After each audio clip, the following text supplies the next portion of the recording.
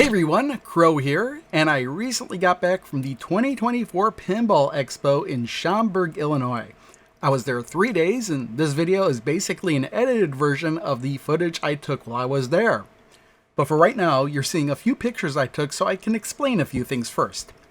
Firstly, this video will contain a running commentary by me, but if you're just interested in seeing the raw footage with no commentary, that video is on my alternate channel, Crow Capture. The link to that will be in the video description. Next, I've broken out this video into a few sections. Most of it I was just filming while I was walking around like I usually do. After that is a section where I focus in on specific machines, and in this case it's pretty much the brand new machines I hadn't seen before. And lastly, as a bonus, will be some footage I took from the Jersey Jack tour since I actually decided to go this year. I'll have a separate pickups video somewhere down the line, but for now, let the video roll. Alright, so this is pretty much the entrance to the vendor hall. There's a whole bunch of little standees and stuff. You can take your picture at, signs of the new stuff that's coming out. Walking through here, we've got the souvenir booth on the right and the registration on the left. Did pick up plenty of souvenirs. I had to pick up some of the plushes I didn't have. There were actually 2 new ones this year. They were a pop bumper and a tilt bob. I'll have to show those off in the pickups video. This is the Namco booth. There was a Pac-Man skee ball there. We'll see a little bit later again. This is the Build a Blinky section. It's basically to learn how to solder projects and stuff, and you would buy the kit right there and you'd build it right there. And trust me, since I was there for 3 days, I needed to sit down, and that was a good project to work on while I was sitting down. So I'll show that off in the pickups video as well. There's a booth, the graphics dimensions. This pinball machine mothership, custom made machine, actually even bigger than the Bigfoot and the cave, the Hercules table that we saw briefly beforehand. This was taken the previous day that the Hercules machine wasn't there. This is actually by Rob Burke, who's the founder of the Pinball Expo. There it is. There's the Hercules machine next to it. I wonder if I got a good... Yeah, you could kind of see how much more bigger it is. How much more bigger. Yeah, that's good. But this is kind of in the custom pinball section. Here we go, the homebrew and custom game area. I actually didn't hang around in this section too much. I basically ran through and took video, and there's an Overwatch machine. I don't think I played anything in here, to be honest. There we go. I don't know what was custom about that Golden Tea machine, but some things are more obvious than others. Borderlands 2, yeah. You can tell that there's just the white wood in there. No graphics on the playfield or anything. There was more like a 3-dimensional pinball machine in there. I guess it was, deeper and more stuff in there. There's a Frozen, the Magic Forest. This was a Christmas one called, what is it, Countdown to Christmas? Christmas Countdown? Something like that. Again, I just basically ran in here, filmed a bunch of stuff, and ran out, and I really didn't come back. Dumpster Fire, I thought that was pretty funny. I think that's just a virtual pinball cab to be that somebody had really customized. Looks like it's in a Stern cabinet, which is probably the case. I don't know what this is. Pinball Expo Flair Arcade Pinpood. Don't really know what was going on here. The Nightmare Before Christmas, I've seen that one in past years. This one, I want to say I have seen it, but I could be wrong. Yeah, again, I don't really know. I didn't really hang out. Other than the footage you're seeing here. There's the one, I don't remember what's good. Led Zeppelin. Now, there is a Stern machine called Led Zeppelin, but I think that's a custom one that was actually started before that the Stern one actually came out a few years ago, maybe even a year ago. I don't really know exactly, like 1 or 2 years ago. There's a really interesting little pinball project. Let's see what else we got here. I really didn't focus in on some of the stuff there. I thought that was pretty cool, the Dukes of Hazzard. I wish I would have remembered that. I would have liked to have gone back and actually gone and see what they did with that. You saw the Pokemon pinball machine that was there in years past. I haven't seen that one before. It looks pretty interesting. Again, I just didn't come back to this area after I filmed it. And some of the stuff I really didn't know what was custom about it. Some of it the theming was obvious, and some of it looked like the firepower. It looked like it was firepower, just a multi-pin. There was an Adventure Time and something else there. Okay, moving on. This is Artovision. They had like the 3D art shadow boxes, that kind of stuff there. And one thing I hadn't mentioned, and I should have mentioned, is that the Video Game Summit, I guess, has officially merged with the Pinball Expo. The Video Game Summit used to take place in April. And when I was looking into it earlier this year, oh boy, that Video Game Summit ought to be coming up, I found they moved it to October. And then I discovered, oh, they moved it during the same time as the Pinball, but nothing really changed. It was almost like the same stuff. There was Jeff Lee and Paul Niemeyer from Mortal Kombat art or whatever. Led Zeppelin machine there. Again, more custom stuff. So the one thing I kind of thought was weird is I thought the video game and stuff and the pinball stuff would have had a clear divide, but it was pretty much just kind of intermingled all together. I thought like maybe one whole section would have been devoted for the video game stuff, and then the rest of it would have been pinball. But it was kind of like the vendors were kind of mixed in there a bit. Again, this is the Namco booth again coming around. We saw the Pac-Man and the Ghosties, the skee ball thing, which was kind of cool. This was a cool thing with custom toppers, with the holographic fan toppers or whatever. Those things, not bad. They're not.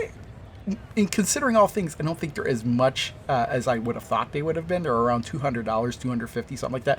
That was Asteroids Recharge in an arcade cabinet. I think those. I wish I could remember exactly how much they were asking for. Somewhere over, I want to say $1,000, but that seems a bit too low. But maybe that was the case. I'm not sure. Again, more stuff coming down here. This was Brett Weiss's booth, and he's not there at the moment. There's John Hancock. I bought a whole bunch of stuff from him. Nice guy. Talked to him for a while. He was actually pretty happy because I actually bought from him early Wednesday, and I was actually the first person to buy from him. That was a P-Dubs from P-Dubs Arcade Loft or something like that YouTube channel. I can't remember, and I didn't even realize he was there until I was reviewing the footage.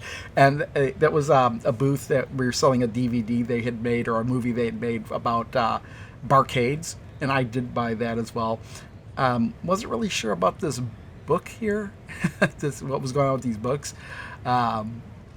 Some magnets, buttons, they all look kind of cool. They didn't buy any from this booth, but I did buy some magnets of arcade marquees from another booth. Here we go, is another video game vendor. Lots of video games there. It's kind of like the opposite of Midwest Gaming Classic in a way, where Midwest Gaming Classic is, I want to say like 80% video games. Maybe it's more like 70% video games and 30% pinball, whereas the Pinball Expo is like 80% pinball and 20% video games. Again, here's another pinball booth. There was a clock there, that DMD clock I thought was really cool. I'd like to buy it. It was like $200-something. My only problem with it is it doesn't constantly show the time. So it's like the kind of thing where it's like, oh, what time is it? Oh, wait, let me stare at it until the time changes. Oh, the pop bumper night lights. They turned the old pop bumpers into night lights. I bought one of those. I thought that was kind of cool. Just arcade cabinets for you to do whatever. Play fields. If you need a replacement play field, I guess. I should wonder. There's other things like marquees. Now, this is the Stern area. I don't want to say booth, because Stern always has a significant area for all of their machines. So there were quite a few. They put out like at least 3 a year. So at least I filmed like the last 3. And there were 2 of them. There was the John Wick and the Jawses. I say multiples because there's usually a Pro and a Premium. There's also a limited edition, but all I really care about is the difference between the Pro and the Premium. There's the Godzilla, I think it's 75th anniversary edition of the Godzilla table. They also see these cool displays of the play field like that, and just showing it lit up and everything.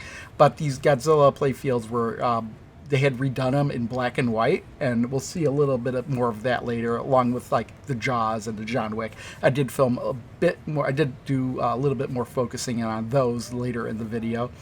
Again, that on your right was the Jaws Premium, on the left was the Jaws Pro, the Pro being the cheaper version.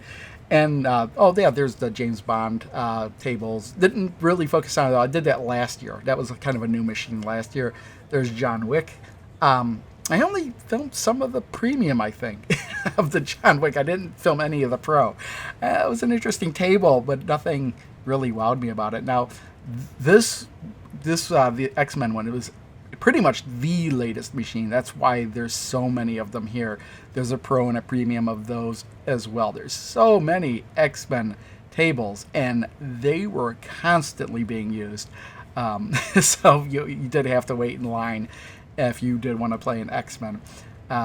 There's some, and then they had a lot of the older, I'm gonna say older, but newer, older Sterns. Like there was the Star Wars, there's a Jurassic Park Adventures, there was a Deadpool in there. Let's see, what else we got in here? Venom, yeah, of course Venom. There was more than a few Venoms in there. Looking around, and there was the actual booth where you could buy merchandise from Stern. Yeah, I did. Oh, there's Elvira's House of Horrors there. There was a Stranger Things, and this was actually the first time I've seen a Stranger Things. I don't know why I hadn't seen it in the past. There were two Stranger Thing tables there.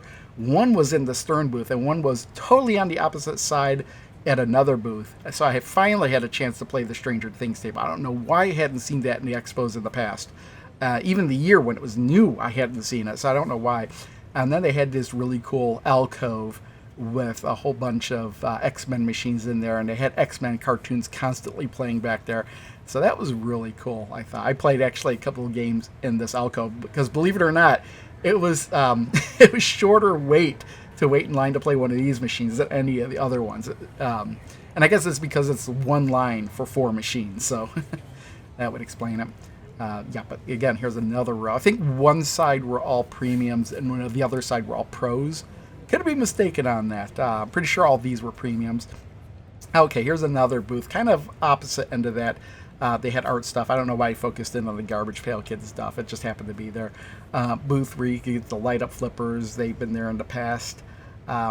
Evolution mods. I'm not really sure what's going on here. It looks like RGB, extra RGB, and then this artist had that really cool art, and then he had these frames where you could put trans lights in them. There's a Wonderland, whatever. I'll talk a little bit more about that when I come around again. What is it? Wonderland Amusements. I didn't really film a whole lot because they didn't really have a whole lot there, but Tilt Amusements, I'll get back to them later. They had this freeze-dried candy booth here. They had tons of, like, almost every candy you could think of freeze-dried.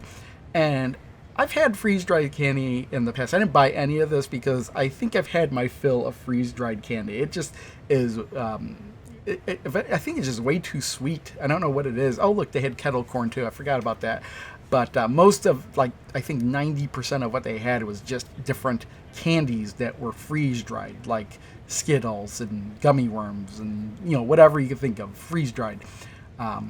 These were custom plungers. They were about $100. Here we go. Those plungers were at least $100 each. Wonderland Amusements. I had to look them up after the fact because I wasn't sure what they were about. There's a Princess Bride P3 Multimorphic stand there. They did that. They did the one for the Princess Bride. We'll see that a little bit later. But the Wonderland Amusements, their focus, I had to look on their website, their focus is to have affordable pinball for the home. And they really just had a little thing there. It really didn't show much, but I guess we'll see next year really what they have. That was a whole cup display, and they were going to have a raffle. And the winner of the raffle got to jump through and destroy that cup thing. I don't actually have that on footage, but I think the rest of this area here is we have tournaments. This is for Project Charity or something. Basically they auction off stuff for charity. So, and a lot of it's silent auctions. I actually won the Battletoads 3D art thing from them last year.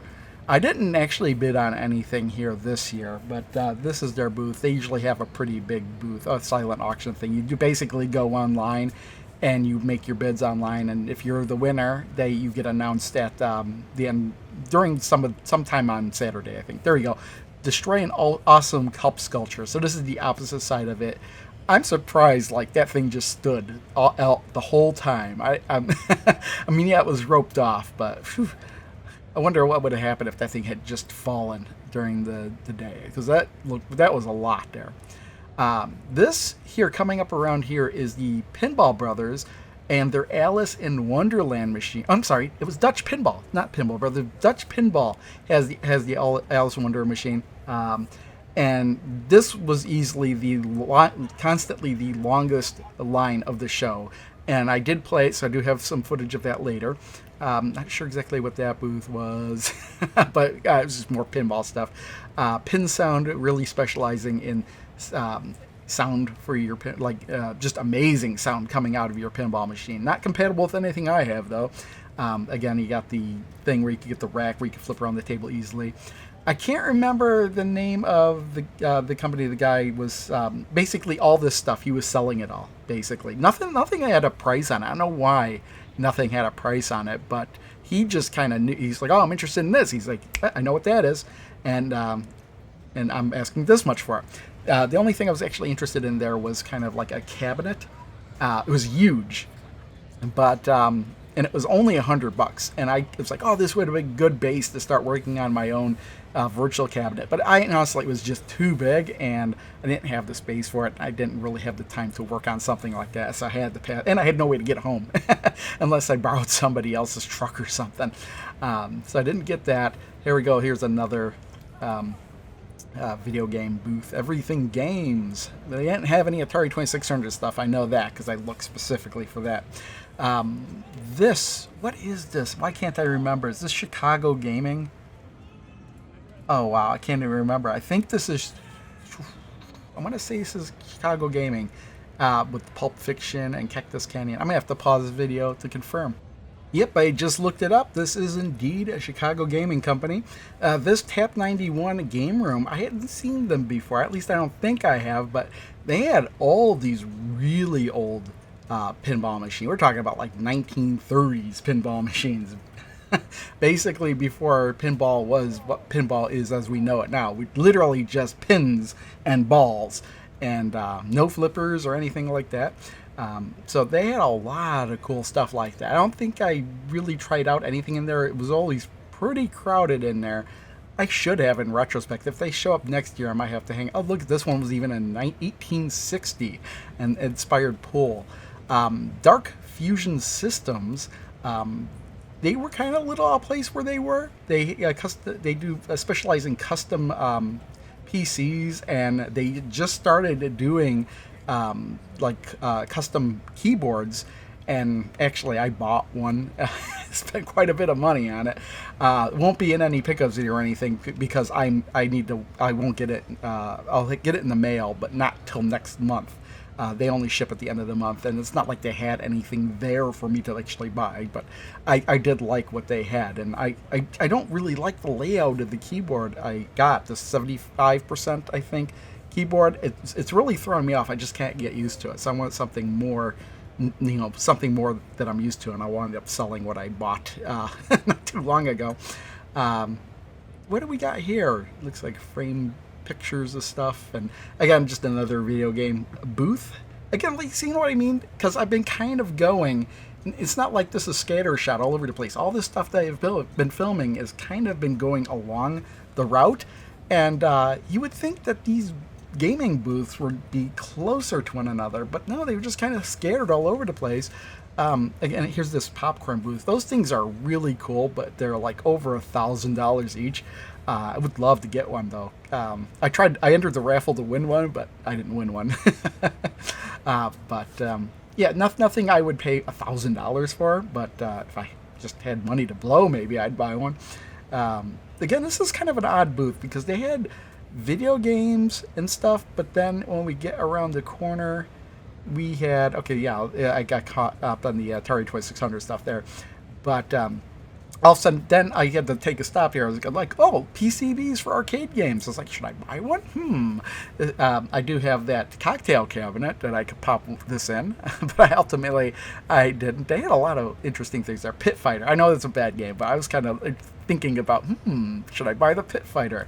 There were a lot of vinyl records there, not just in that booth, but other booths. Okay, Spooky Pinball. This is one I'll show off a little bit later. This is Looney Tunes. This is their new machine. Over here at the end there, we had Scooby-Doo. And going around, there's their main merchandise table. And on the other side, there's another Scooby-Doo. And the other new table, they have the Texas Chainsaw Massacre. And one thing if you're looking at the playfields that he'd be sitting out, they're exactly the same layout. Basically, it's the same machine, just rethemed. One is themed Looney Tunes and one is themed Texas Chainsaw Massacre. Kind of funny. It's kind of like what Stern did with the South Park table. It was South Park, but sorry. It was the Family Guy table. It was a Family Guy table, but then it was also a Shrek table. Just the same table, just rethemed. They did so. That's what Spooky Pinball did there. There's another booth here. I think we're going to find out. I can't remember the name of. There it is. AVS Home Arcade. That's what the booth is. And every time I watch this footage, I was like, who is this? And then I saw that. And I was like, oh, yeah. And so I knew the name was coming up. So they had a bunch of stuff here for sale, obviously. Vendors, of course, they got stuff for sale. There's Retro-cade off in the corner. We'll get back to them later. Of course, they had X-Men's to sell. They're a pinball vendor. They even had the AtGame's Legends Pinball 4K for sale there. So yeah, I guess, and they don't just specialize in just video game or pinball machines. They obviously got video games here too, arcade games rather. And those little pinball cocktail cabinets, they always pop up everywhere. I don't know much about them, but they always seem to show up. Okay, this is American Pinball. They did have one new machine here, but I always like this Galactic Tank Force. That's actually a pinball machine. When you fold it up, it looks like a tank. That version of it, that they have a normal pinball version that you're seeing like right there too. I filmed that one a bit more last year, so I didn't really focus in on it this year. This is the new machine, the Barry O's Barbecue Challenge.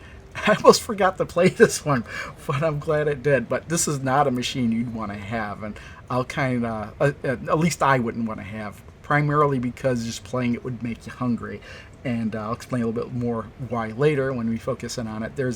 Here's a Galactic Force Tank Force that's not been folded down, but yeah, so it's a really cool theme, and I really like the cheesy bee acting that happens on the screen in the back box. Legends of Valhalla, we've seen that one in the past. And again, there's the barbecue one again. What a theme, man. I don't think I've ever seen a barbecue-themed pinball machine before. This is the Apt booth, which is an electronics store that's north of Chicago. And it's actually where we bought our refrigerator like 14 years ago, a long time ago. So it's been a long time since I've been to that store, but apparently they have a man cave section now, so I didn't realize they were selling arcade games and pinball machines now. In their booth. So this is Bitronic. I don't really know what was the deal with them, but they had this pinball stuff, so that was kind of weird. And then here's this auction thing. Around the corner, AtGames. So they were, again, showing off the AtGames Legends 4K pinball. Unfortunately, not like last year, the Zen people were there as well. Not this year. It was just AtGames this year. But I did buy something here. I was looking at the AtGames pinball, the mini one, and then somehow decided to buy the Addams Family AtGames Legends 4K machine. I'll explain more about that in the in my pickups video when I show it off a bit more. But yeah, I just was like, oh man, I was just really impressed with it this year, so I had to buy it. I guess I didn't have to buy it, but I'm glad I did after I got home. But again, I'll save that for another video. Again, this is just against the whole sidewall. Lots of pinball vendors there. In fact, it was all, these guys, I think they love their spots because they were in the same exact spots here last year too. I think, if I'm remembering correctly, for the most part, same booths, same layouts. If you wanted to look up a pinball manual, maybe they had it here. You want to translate, maybe they got it there. This is kind of new. This whole custom, the Missing Pin Company, they had all these pretty cool shirts. They actually had, I wish I would have showed it here. Oh, Pin Snake. I actually bought one of those too. I'll have to show that off in my pickups video. But they actually had a shirt that was made from a 1980s bed mattress, Pac-Man bed mattress. So it was Pac-Man, but the material felt really odd. And it turns out it was because it was from an old, not mattress, but bed sheet, mattress cover. I think that was what I'm looking for. These guys had a couple jukeboxes, a couple interesting things there, more records. Coming up here with the monkey. This is the new Funhouse remake table. And I thought it was really cool that because they have this monkey that's featured in the Rudy's Nightmare version of the code. I guess I'm not 100% sure because I couldn't find any. Here we go. Who is it? The Pinball Company. That's who does it.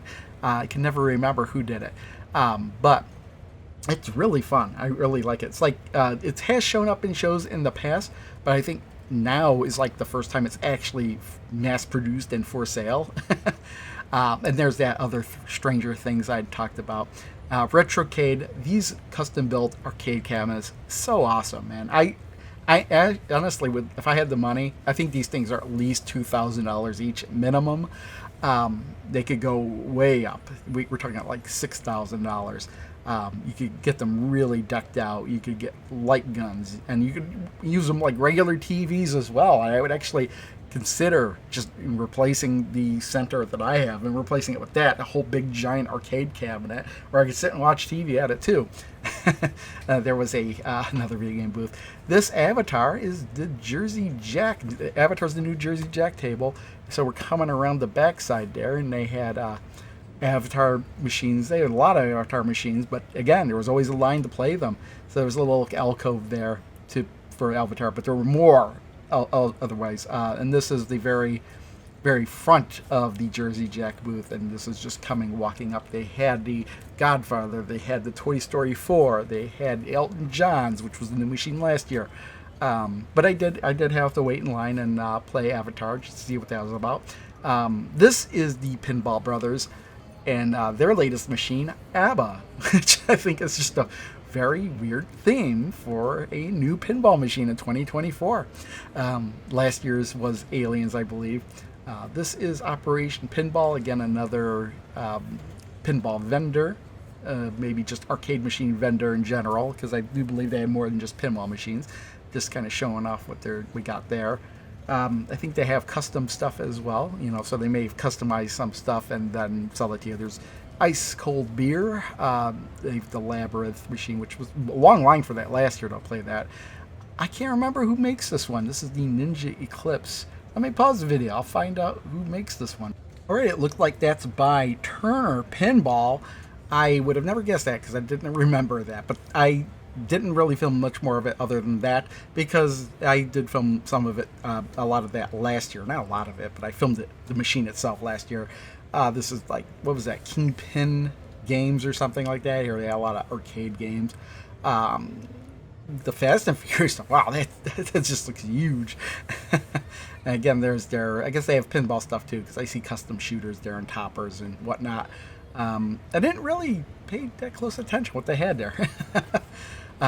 Again, just another random vendor selling random machines, I guess.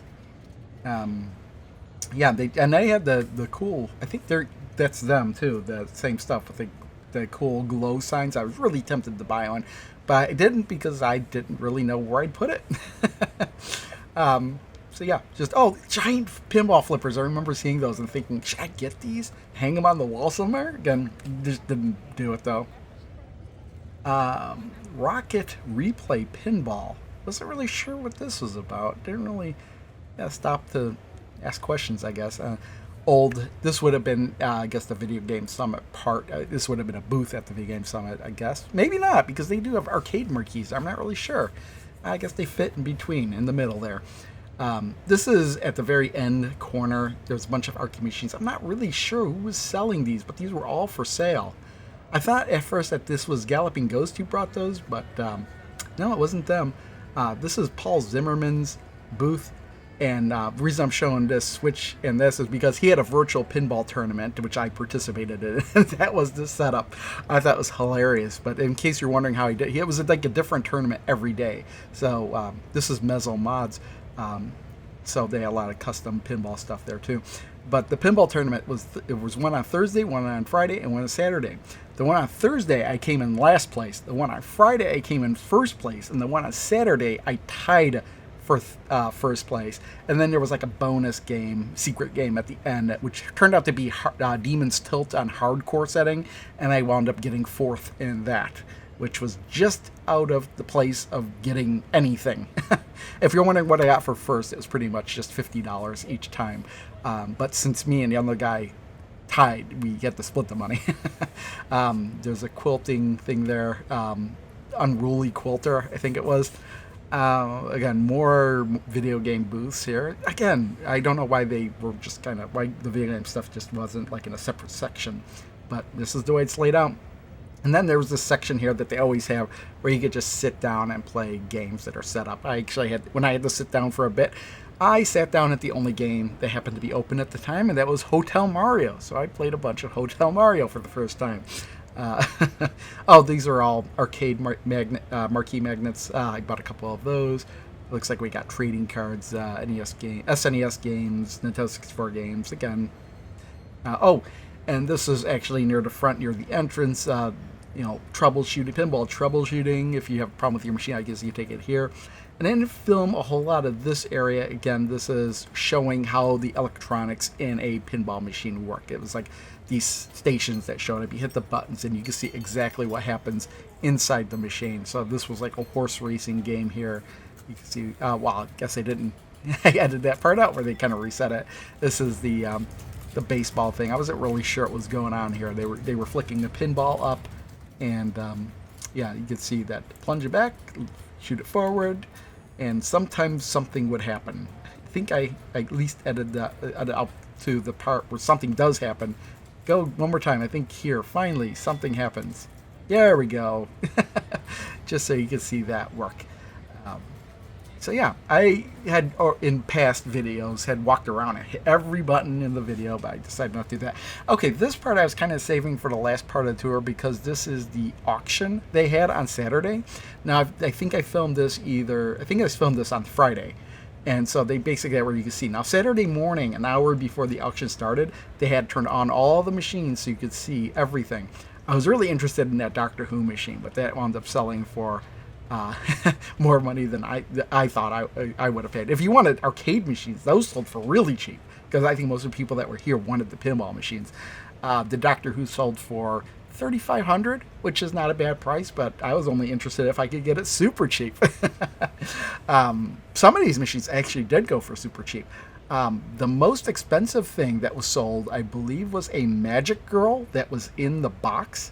Or I had to look up a little bit more information on it. Looks like there was only 21 of these that were made, and it was created by John Papaduke with Zidware Pinball USA, and it wound up going for around $34,000, which is about just shy of what I'm looking at on Pinside is saying is the estimated value.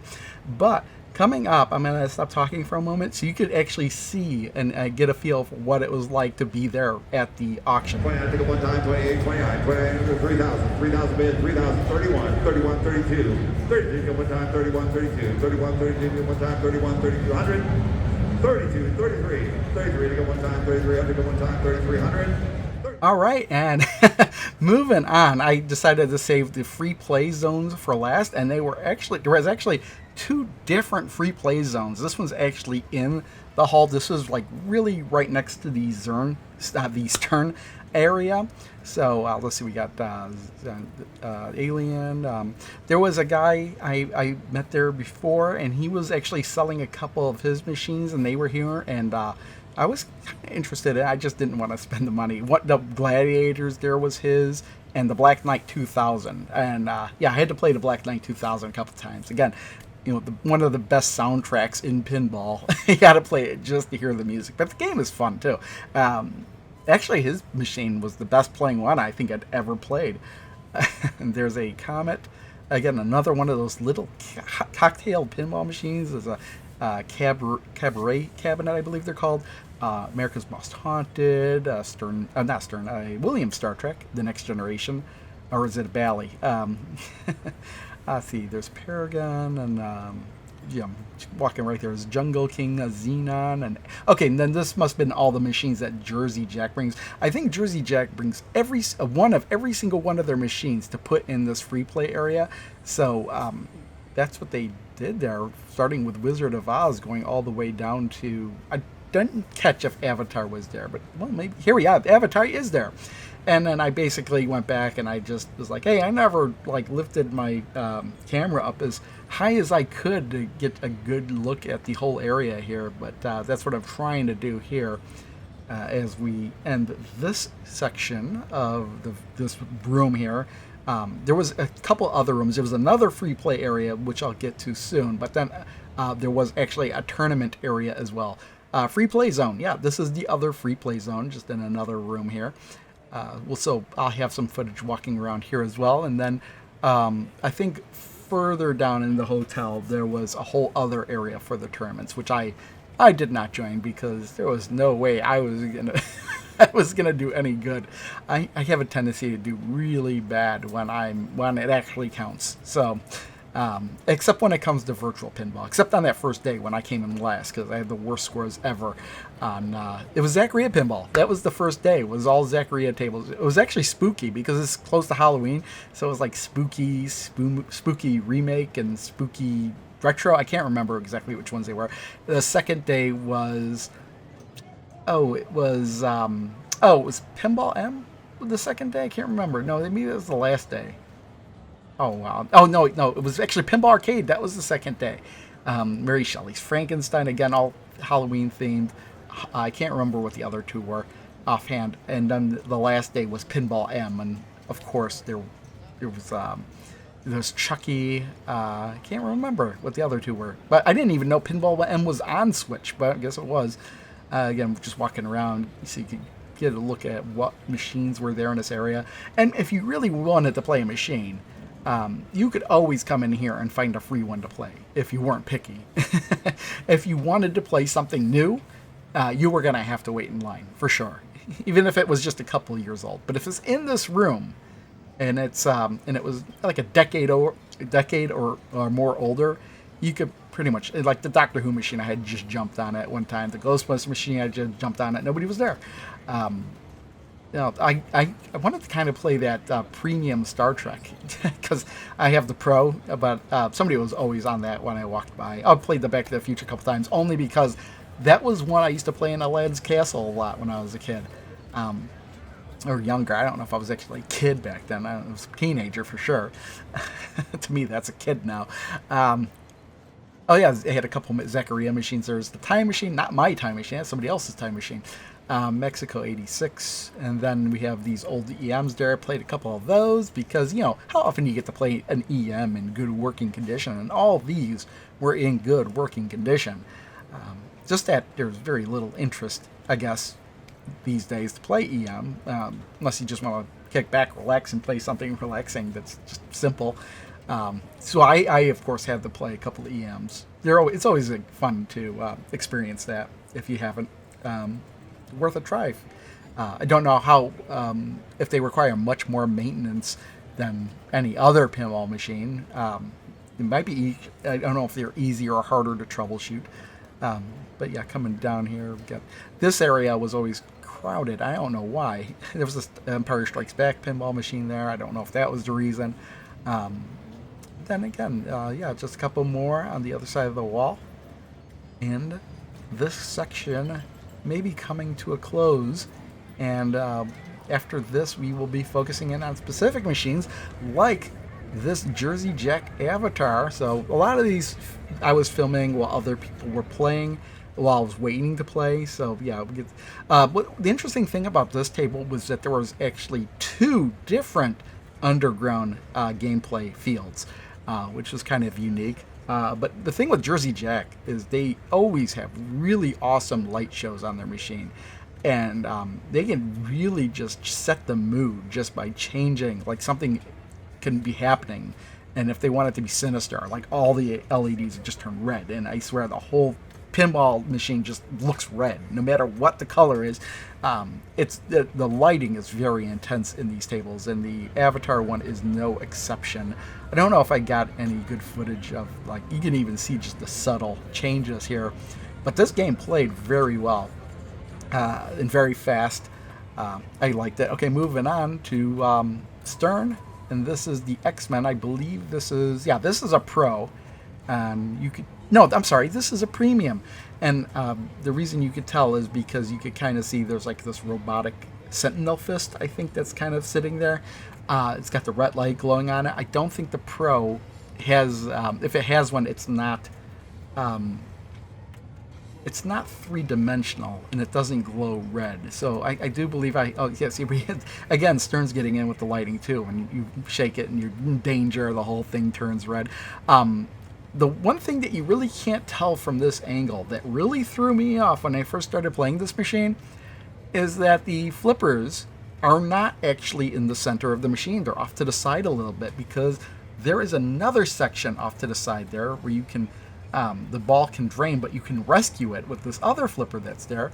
I do have some footage of it from the other angle, and you'll get to see that. This is still the same angle, and I think this is actually a Pro. Yeah, no, sorry.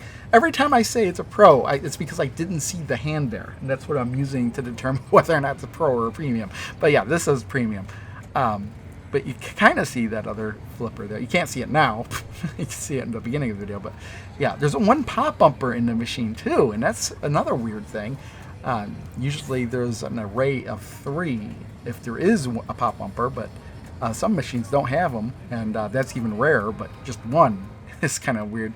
I guess it works. You know, it's oh, maybe there's another pop bumper there. It's way on the other side.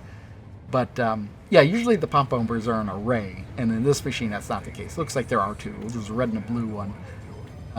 This one does have a really cool feature where Xavier can like levitate the ball right at the end of that rail, and you don't even know how that works. I assume it's magnetized.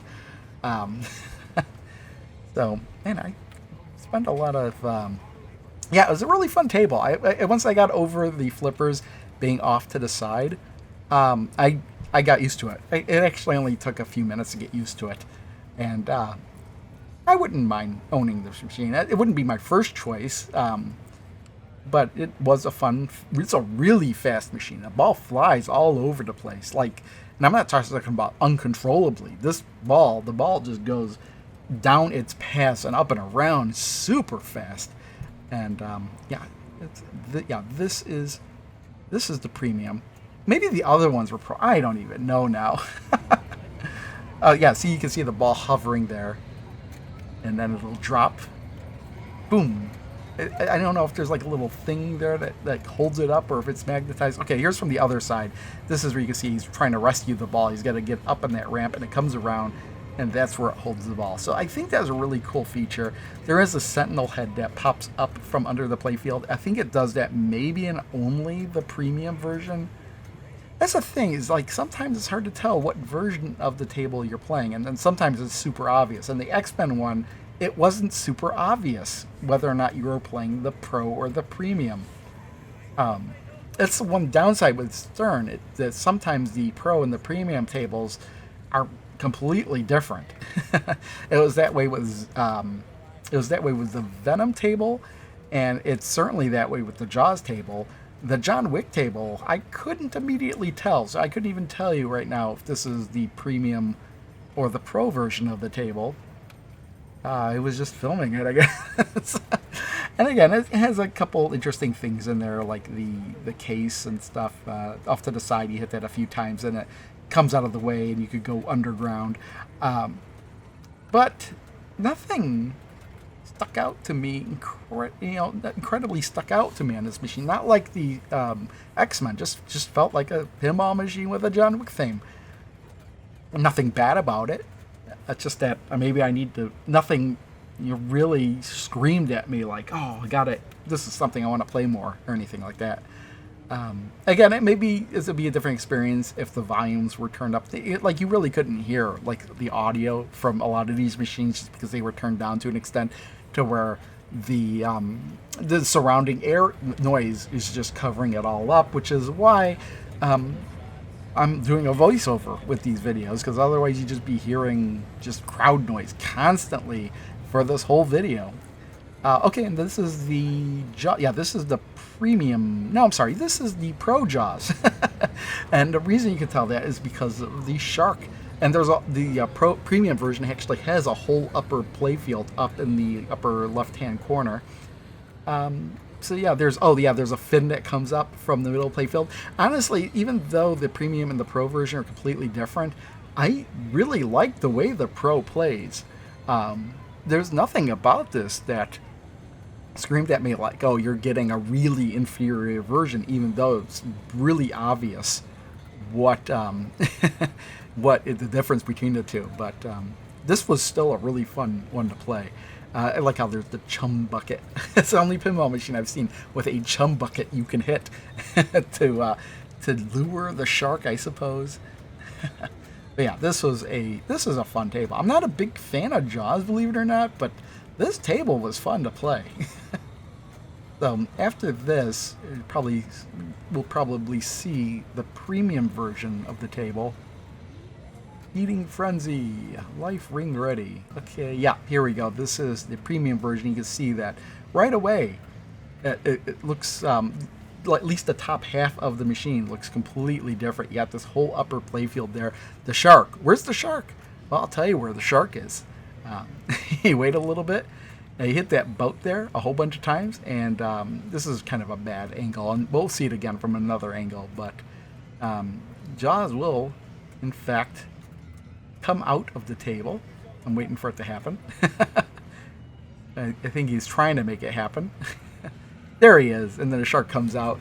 So it's like when I looked at when I was like, oh, this is the Pro version. Let me take a look at the Premium version. I looked at it, it's like, hey, Jaws isn't in the Premium version. Why not? And then I looked again, and it popped out from under the playfield. Oh, that's kind of cool.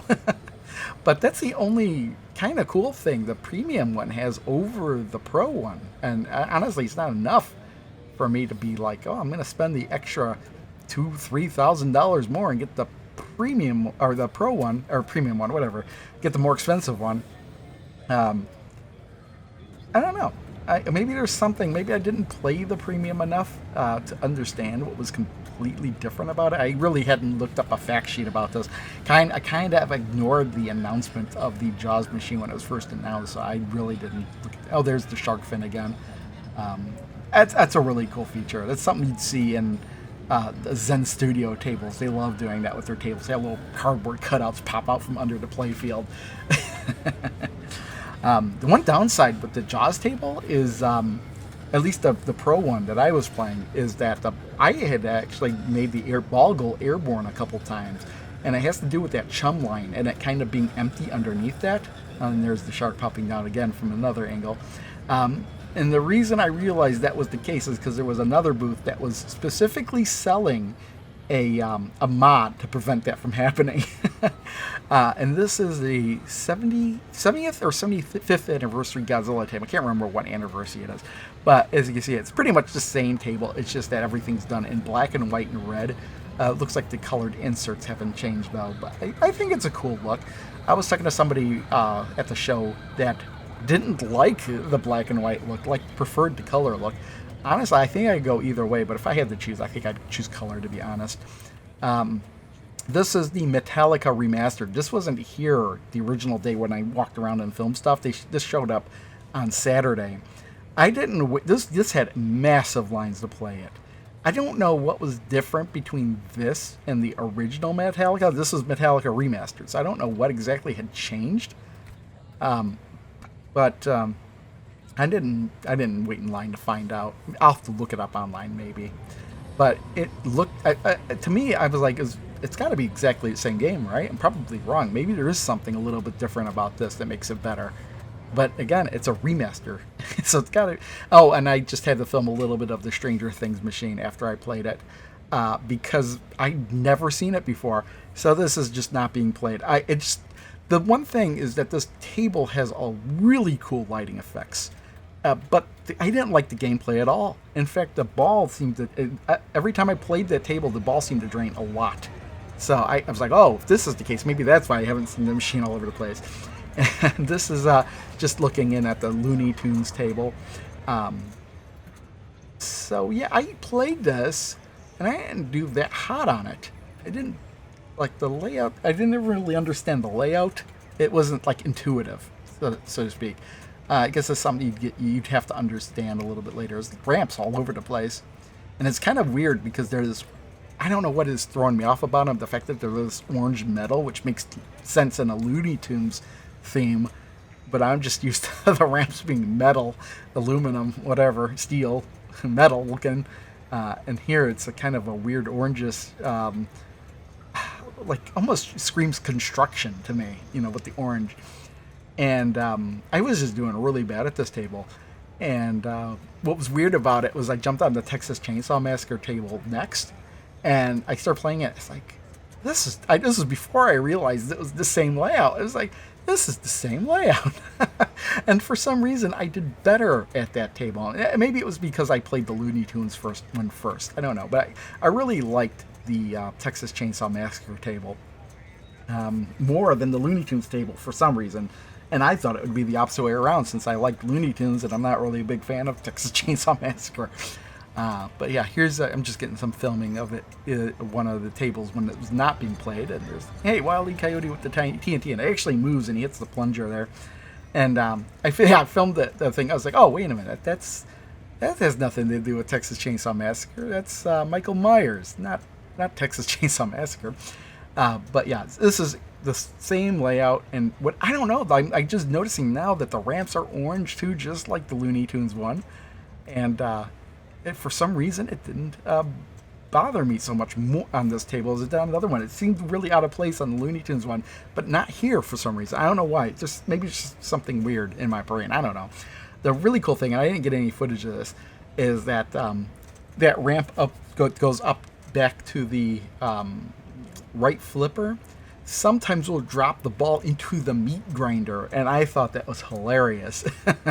And then in the back there, you can see Leatherface, and I don't know if I got this on camera. I probably didn't, but when he hits certain things, he will spin around, like swinging the chainsaw around. I don't think he actually moves his arm to swing the chainsaw around, but he will spin around in circles at certain times. But yeah, so it made me think. I wish I would have gone back to the Looney Tunes one to see what was in the place on the meat grinder on that one. But this is Alice in Wonderland, one of the longest lines in the show to play anything. And even though like the games were only set to 2 balls and the lines to keep the line moving, and the lines were still really long, and they have 3 machines there. There's just one not in the section. It's off to the side there. I don't know if there was something different about it or something, but yeah, really cool effects on this table. By Dutch Pinball, who had previously done the Big Lebowski pinball, which I don't think I ever played a finished version of that. Apparently there's one at the show and I just missed it.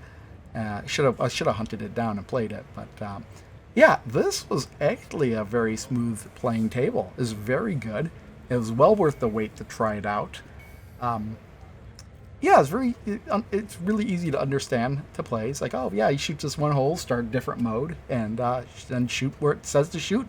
It's very simple and intuitive. Although I had to have the guy from Dutch Pinball explain to me, like, oh, you gotta hit this hole to start a mode. I was like, oh, but once I did that, it was pretty, just telling me exactly. Even if I didn't look up at the screen, I knew where I needed to hit just by looking at the table. And here is the Princess Bride by the Multimorphic. Was it the P3? I don't remember exactly. It's by Multimorphic.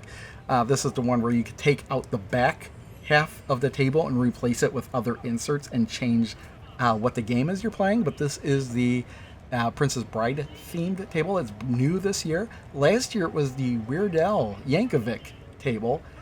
This year it's Pinball Bride, which I thought was funny because Zen Studios just came out with a Pinball Bride table. I wonder who came up with the idea of that first. But yeah, this has got a pretty cool thing with the Cliffs of Insanity, and the ball climbs up the Cliffs of Insanity, and then there's the castle there. With these multimorphic tables, though, you got 2 sets of flippers in 2 sets of buttons for those flippers. So you get the main flippers, and then there's a set of flippers halfway up on the screen there.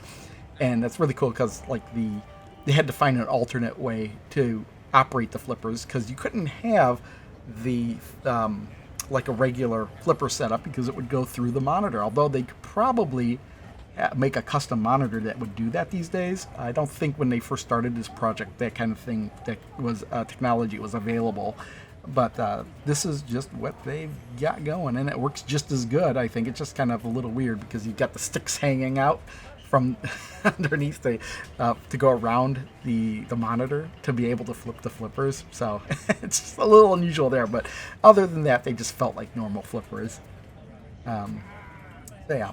And then they had another Multimorphic machine. I don't know why they didn't set Princess Bride up on that one as well, but they had a different game set up on that one. They probably had that other one set up so they could change the games throughout the day and just have this one be the Princess Bride. But this one had a bit of a line to wait for it as well to play, and it was fun to play. It's just kind of weird though, the Multimorphic one, because like the front half of the table is always the same. It's just the screen.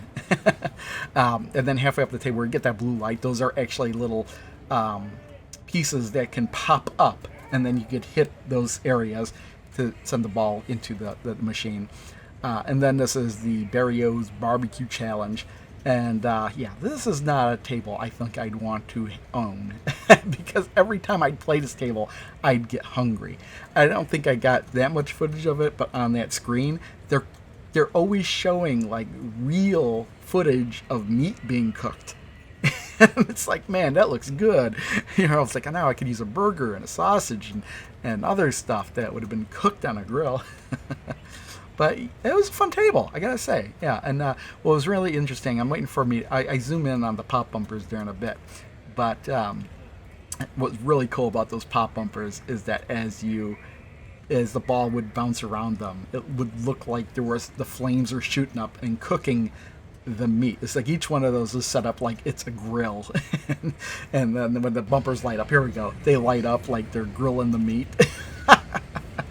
Oh man, that's so clever. And again, I think this is the first time I've ever seen a barbecue themed pinball machine. Whew. And yeah, it's just making me hungry looking at this footage now. That's why I don't think I'd want this machine. Not that it wasn't fun, and it was just that it would make me hungry every time I played it. And this is just a closer look at the Funhouse table by the Pinball Company. There's 2 different versions of it. This is the one that's set up like the original Funhouse, the original back box, and then the one next to it was with the alternate art.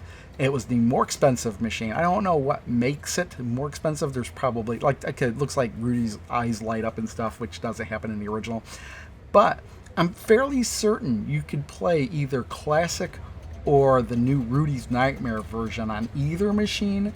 It just wasn't set up that way at the show. It's just that these machines had Rudy's Nightmare and the other machines had Classic Funhouse, and I never got a chance to ask if you could switch between. I'm pretty sure you can. I don't see why you couldn't. It's the same layout. Now this is kind of like the bonus footage I'm having at the end of the video here. This is just some brief footage I took while I was on the Jersey Jack tour. So yeah, it was a really nice place to visit and take a look around. It's kind of exactly what I expected in a way. So he's like explaining the play fields, and yeah, that's the Avatar play field, and then those other sections there, those were like the under the play field parts, and there's again their whole work area. You can see they're working on cabinets, they're working on the electronics. This is a station for working on something with the play field. I don't know what. So it looks like, I don't know what they're hammering inserts in, probably in the station.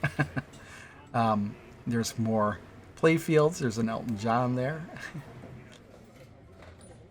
Yeah, and it was kind of hard to extract footage from what I took because I was in a tour group, so there was always people to, film around. I tried to get as few people as possible in here.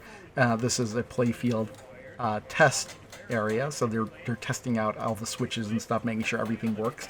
I think the guy said they spent half an hour at least on every single one to make sure everything works. Yeah, and there's a lot of Jersey Jack stuff.